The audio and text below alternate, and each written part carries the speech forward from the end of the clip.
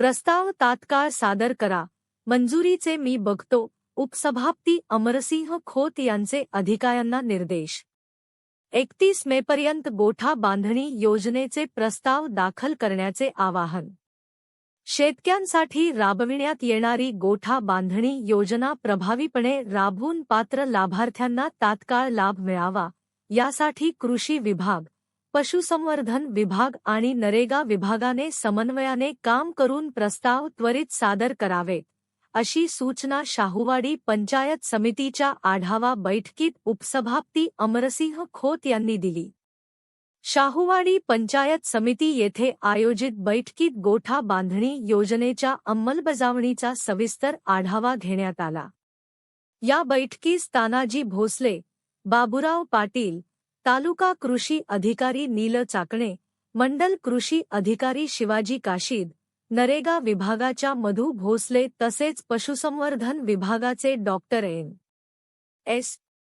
कोळेकर उपस्थित होते. यावेळी तालुक्यातील पात्र लाभार्थ्यांची माहिती घेण्यात आली. गोठा प्रकल्प उभारण्यासाठी लाभार्थ्यांकडे फळबाग लागवड असणे आवश्यक असल्याचे सांगण्यात आले.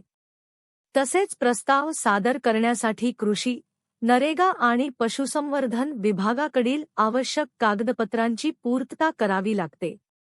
मात्र अनेक वेळा संबंधित विभागांकडून कागदपत्रे वेळेत उपलब्ध झाल्याने शेतकऱ्यांना योजनेचा लाभ मिळण्यात अडचणी येत असल्याची बाब बैठकीत समोर आली.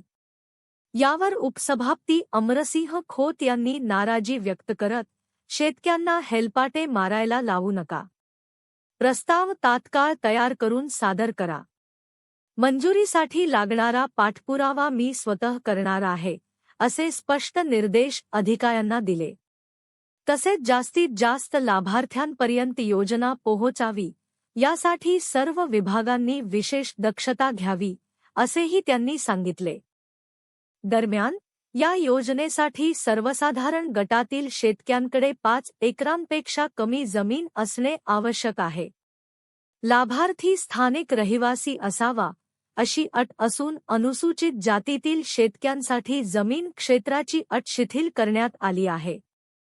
या योजनेचा अधिकाधिक शेतकरी बांधवांनी लाभ घ्यावा आणि 31 मेपर्यंत प्रस्ताव दाखल करावेत, असे आवाहन यावेळी करण्यात आले.